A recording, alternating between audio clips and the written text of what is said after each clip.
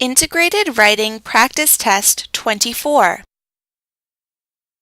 Now, listen to part of a lecture on the topic you just read about. On TV and the Internet, we often see how the United Nations has been working to resolve many international conflicts.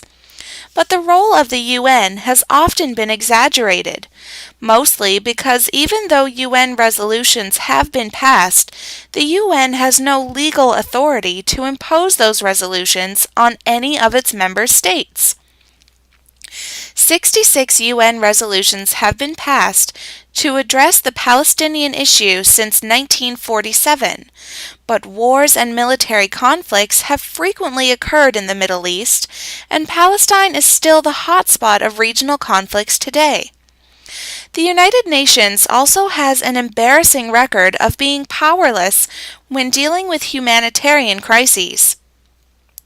The Rwandan genocide of 1994 ended in the death of between 800,000 and 1 million innocent civilians, which was as high as 20% of the country's total population. Though there was a UN peacekeeping force in place, it had no mandate to intervene, and people were frequently killed in the streets right in front of them.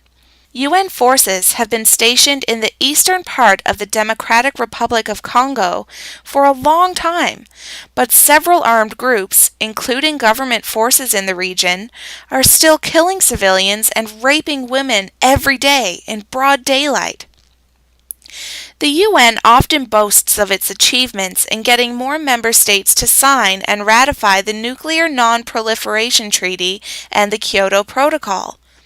But despite the UN's efforts, North Korea has successfully developed its nuclear weapons, and the international community has to rely on six-party talks to end North Korea's nuclear program. The Kyoto Protocol could be an effective tool in reducing greenhouse gas emissions worldwide, but where does its significance lie when the major greenhouse gas emitting countries in the world either are exempt from its framework or refuse to approve it?